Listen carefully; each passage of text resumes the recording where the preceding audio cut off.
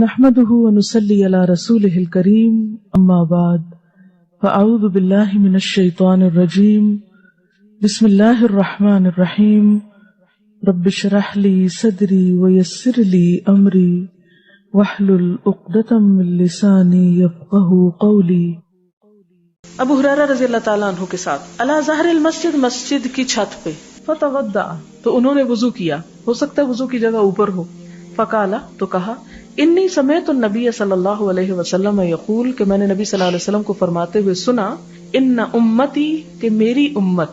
یدعون بلائی جائے گی یوم القیامت قیامت کے دن غرن محجلین سفید پیشانیوں والے، چمکتی پیشانیوں والے، چمکتے چہروں والے، چمکتے ہاتھ پاؤں والے، من آثار الوضوء وضو کے نشانوں کی وجہ سے، وضو کے اعضاء کے چمکنے کی وجہ سے، فمن استطاع تو جو کوئی استطاعت رکھتا ہو منکم تم میں سے، ان یطیلا کہ لمبی کر لے، غرتہ اپنی سفیدی یعنی بڑھا لے اپنی سفیدی، فلیفعل اسے چاہیے کہ کرے ایسا۔ وضو کرنا ایک مشکل کام ہوتا ہے نا، کیونکہ بہت سے لوگ کہتے ہیں اگر وضو نہ ہوتا تو ہم بہت نمازیں پڑھتے، ہم سے وضو نہیں ہوتا، اور خاص طور پہ سردیوں کے موسم میں بڑا مشکل لگتا ہے۔ اس موقع پر یہ حدیث یاد کرنے کی ضرورت ہے کہ یہ ہاتھ پاؤں کا دھونا بار بار صرف دنیا کی صفائی نہیں، قیامت کے دن انسان کے چہرے کی چمک اور ہاتھ پاؤں کا جگمگانا ہوگا۔ ایک اور روایت میں آتا ہے نا کہ آپ صلی اللہ علیہ وسلم سے پوچھا کہ آپ اپنی امت کے لوگوں کو کیسے پہچانیں گے، بہت سے لوگ آپ کے بعد بھی آئیں گے، آپ نے فرمایا میں اپنی امت کے کسی بھی شخص کو اس کے وضو کے اعضاء کی چمک سے پہچان لوں گا کہ یہ میری امت کا شخص ہے۔ وہ ہزاروں کے مجمع میں صاف نظر آ رہا ہوگا، چمکتا ہوا، اور اس کے لیے کہا کہ کیا کوئی ایسے گھوڑے کو گھوڑوں میں نہیں پہچان سکتا کہ جس کا چہرہ اور جس کے ہاتھ پاؤں سفید ہوں؟ ہر کوئی پہچان لے گا، نشانی ہے نا اس کی۔ تو امت محمد صلی اللہ علیہ وسلم کی یہ نشانی ہوگی قیامت کے دن کہ ان کے چہرے اور ہاتھ پاؤں جگمگا رہے ہوں گے۔ فرمایا جس نے جتنی سفیدی اس کا وولٹیج جتنا بڑھانا بڑھا لے، یعنی جتنا وضو زندگی میں زیادہ کیا ہوگا، اس کا یہ نہیں مطلب باتھ روم سے نہ نکلے آپ، مطلب یہ کہ سستی نہ کریں، جب کرنے کی ضرورت پیش آئے تو خوشی سے کر لیں۔ بہت دفعہ ایسا ہوتا ہے کہ نماز کا وقت قریب ہوتا ہے تو ہمیں بعض اوقات ٹائلٹ جانے کی ضرورت ہوتی ہے، تو ہم کہتے نہیں پہلے جلدی جلدی ہم نماز پڑھ لیں تاکہ وضو،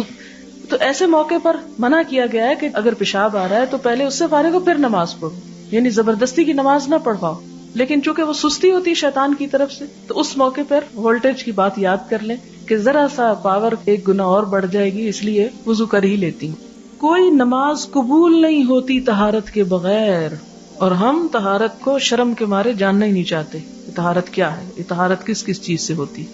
اب آپ خود سوچیں کہ دین کا پہلا رکن، پہلی بات، پہلی چیز یعنی نماز، کلمہ پڑھ کے سب سے پہلا کام جو کرنا پڑتا ہے، اور کچھ بھی نہ کریں، چاہے آپ آرام سے بیٹھے ہوئے تو نماز تو پڑھنی پڑے گی، چاہے آپ بیمار بھی ہو نماز تو پڑھنی ہوگی، چاہے آپ سفر کر رہے ہیں نماز تو پڑھنی ہے۔ تو وہ عبادت جو ہر حال میں کرنی لازم ہے آپ پر،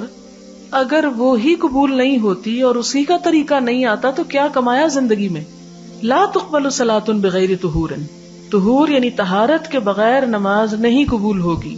آپ صلی اللہ علیہ وسلم نے فرمایا لا تقبل صلاۃ، نہ قبول کی جائے گی کوئی نماز، من احدث جس کا وضو ٹوٹ گیا، حتی یتوضأ یہاں تک کہ وضو کر لے، یعنی کسی ایسے شخص کی نماز نہیں قبول ہوگی جس کا وضو نہ رہا۔ حدث کا کیا معنی ہے؟ وضو کا ختم ہونا۔ قال رجل من حضرموت، حضرموت کے ایک شخص نے پوچھا مل حدث، یہ حدث کیا، وضو ٹوٹتا کیسے ہے؟ یا ابا ہریرہ، اے ابو ہریرہ، قال فساء او درات، یعنی ہوا کا نکلنا جسم سے، فساء بغیر آواز کے اور درات آواز کے ساتھ، یعنی اگر جسم سے ہوا نکلے ان دونوں کیفیات میں تو اس سے وضو ٹوٹ جاتا ہے، اور اگر وضو ٹوٹ جائے تو نماز ٹوٹ جاتی ہے، نماز نہیں ہوتی۔